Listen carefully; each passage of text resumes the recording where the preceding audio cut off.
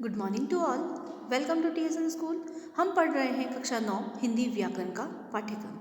आज हम लेखन कौशल से संदेश लेखन के बारे में पढ़ेंगे। संदेश क्या होते हैं? संदेश मतलब ऐसी कोई जानकारी या समाचार, आज्ञा या आदेश जो हम वैयक्तिक तौर पर लोगों तक पहुंचाते हैं। ये संदेश औपचारिक या अनौपचारिक दोनों प्रकार के हो सकते हैं और ये संदेश लेखन जो है कोई एक नया विषय नहीं है, ठीक है ना। तो संदेश लेखन के बारे में जानते हैं कि संदेश लेखन का अर्थ क्या होता है। खबर या समाचार प्राप्त करना।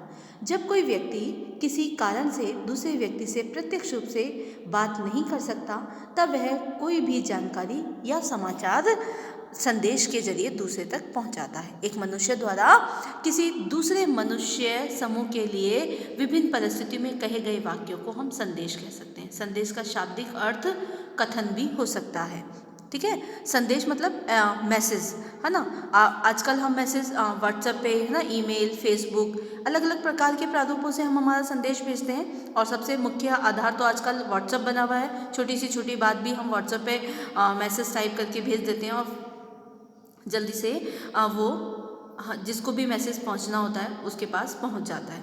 और पहले के ज़माने में, है ना, सदियों पहले कबूतरों के द्वारा संदेश भेजा जाता था, है ना। राजा महाराजा जो है वो नगाड़े बजाकर प्रजा को संदेश पहुंचाते थे, ठीक है ना।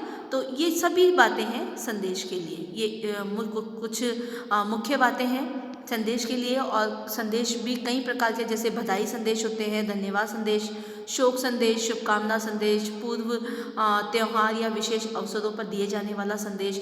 आपने देखा होगा न्यूज़पेपर में भी छोटे छोटे ब्लॉक में खबर आती है, खोया पाया, है ना, किसी की कोई आवश्यकता है या बेचना है, खरीदना है, तो ये सब क्या है? मैसेज ही तो है, संदेश ही तो है जो लोगों तक पहुंचाए जा रहे हैं।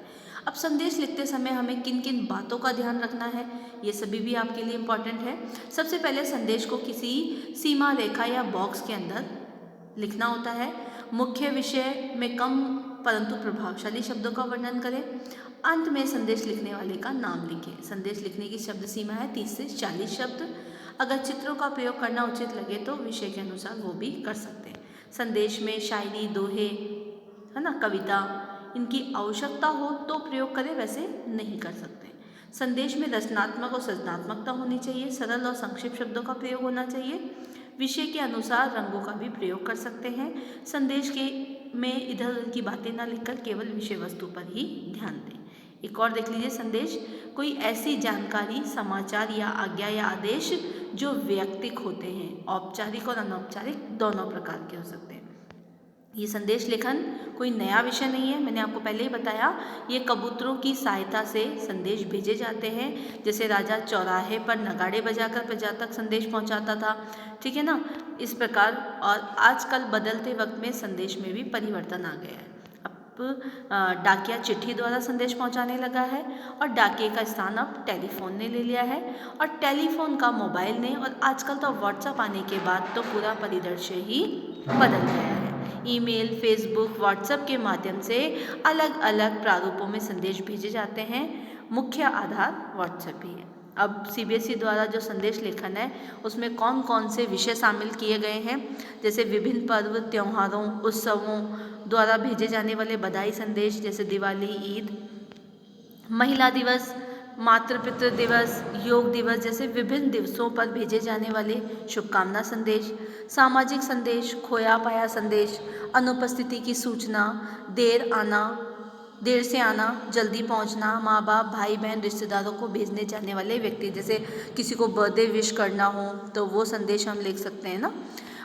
देशभक्ति, युद्ध के अवसर, कोरोना जैसी महामारी, भूकंप, तूफान व अन्य आपदाओं से संबंधित संदेश, इन्हें हम मिश्रित संदेश भी कह सकते हैं। इसलिए संदेश कितने प्रकार के हो गए हमारे? संदेश जो है 5-6 प्रकार के संदेश हो गए, जिसमें महिला दिवस पर संदेश भेज सकते हैं, सामाजिक संदेश होते हैं, मिश्रित संदेश होते हैं। अब दूसरी बात मैंने आपको बताई कि ये 30-40 शब्दों में होना चाहिए। बॉक्स बनाना आवश्यक है। तिथि व समय का उल्लेख यहाँ पर करें। संबोधन अर्थात किसके लिए संदेश हमें लिखना है, इसका भी हमें ध्यान रखना है। लिखने वाले के नाम के स्थान पर क, ख, ग लिखना है, ये भी आपको विशेष ध्यान रखना है। एक ही अनुच्छेद में होना चाहिए संदेश, ठीक है।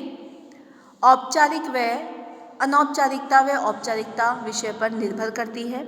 शब्दावली सरल, सुगम और बोधगम्य होनी चाहिए। सृजनात्मकता का महत्व है, परंतु विषयगत तथ्यों पर अधिक बल हो। और संदेश जो है वो संक्षिप्त में होना चाहिए।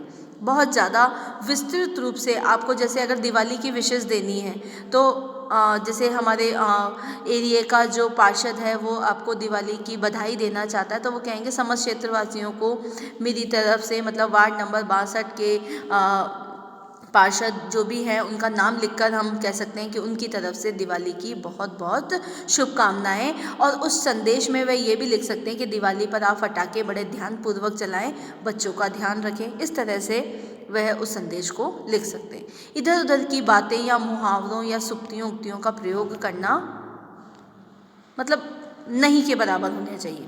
आउटलाइन, रेखाचित, बॉर्डर बनाया जा सकता है। संदेश में स्थान व विषय की आवश्यकता नहीं है। जैसे देखिए एक एग्जाम्पल, यहाँ पर संदेश है, एक साइड आपके इधर डेट लिखी है, दूसरी साइड समय। शाम को टीवी में तुम्हें देखा, तुम्हारी उपलब्धि के विषय में पता चला। तैराकी में तुम्हें स्वर्ण पदक मिला है और ओलंपिक में तुम्हारा चयन हो गया है। तुम्हारी मेहनत रंग लाई, आगे चलकर देश का नाम रोशन करोगे। मेरी बहुत बहुत शुभकामनाएं और बधाई। क ख ग। ठीक है। दूसरा जो संदेश है उसमें देखिए 3 जून 2020 साय 10 बजे। दीदी, मम्मी किसी ज़रूरी काम से बाज़ार गई है और मैं दोस्त के घर जा रहा हूँ। मैंने खाना खा लिया है, आपका खाना मेज पर रखा है, खाना खाकर ट्यूशन चली जाना। चाबी मीनू चाची को दे देना। रोहन। नेक्स्ट, जैसे अगर हमारे कोई अधिकारी या नेता हमें संदेश देते हैं तो उस पर देखिए, जैसे प्रिय भारतवासियों, महामारी के इस संकट काल में मैं आप सभी से निवेदन करूंगा कि अपने अपने घरों में सुरक्षित रहें। सरकार द्वारा बनाए गए नियमों का पालन करें। केवल ज़रूरत के समय ही घरों से बाहर निकलें। आशा है इस मुश्किल समय में आप सभी मेरा साथ देंगे। स्वस्थ रहें, सुरक्षित रहें। ठीक है। नेक्स्ट संदेश है आपका, जैसे दिवाली पर आप बधाई देना चाह रहे हैं। कल दिवाली, प्रकाश पर्व दीपावली है। झिलमिल दीपों की रोशनी से प्रकाशित ये दीपावली आपके परिवार में सुख, समृद्धि और आरोग्यता लेकर आए। इस पावन पर्व पर मेरे परिवार की ओर से हार्दिक शुभकामनाएं। क ख ग परिवार। तो आपको ये फॉर्मेट बस इतना पता होना चाहिए कि आप लेफ्ट साइड में डेट लिखेंगे और राइट साइड में इसका समय लिखेंगे। ऊपर बीच में आप संदेश लिखेंगे। उसके बाद जिसको भी आप संदेश लिख रहे हैं, चाहे आप क्षेत्रवासियों को लिख रहे हैं, अपने मित्र को लिख रहे हैं, अपने माता पिता को लिख रहे हैं, ठीक है, या फिर किसी देशभक्ति के अवसर पर कोई संदेश लिख रहे हैं, तो उसके आधार पर आप उसे संबोधित कर सकते हैं और उसके बाद उसकी विषय वस्तु लिखकर आप संदेश समाप्त कर सकते हैं। आई बात समझ में कि संदेश किस प्रकार से लिखा जा सकता है। कि संदेश लिखते समय आपको आउटलाइन और बॉक्स बनाना ज़रूरी है, ये भी आपको बताया गया। ठीक है। संदेश एक अनुच्छेद में ही होना चाहिए। 30 से 40 शब्दों में इसका संदेश होना चाहिए। तिथि और समय का उल्लेख तो आपको करना ही है और संबोधन जो है किसके लिए कर रहे हैं वो भी आपको लिखना है। ठीक है। क्योंकि संदेश जो है वो हम लोगों तक अपना मैसेज पहुंचाने के लिए करते हैं, किसी को भी लोगों तक या अपने परिवार के सदस्यों तक या हमारे क्षेत्रवासियों तक या अन्य किसी भी व्यक्ति को अगर संदेश लिखना चाह रहे हैं तो उन्हें संबोधित करना ज़रूरी होगा और उसमें औपचारिकता व अनौपचारिकता विषय पर भी निर्भर करती है। मतलब फॉर्मल या इनफॉर्मल दोनों तरह के संदेश हम लिख सकते हैं। क्लियर हुआ संदेश लेखन? धन्यवाद।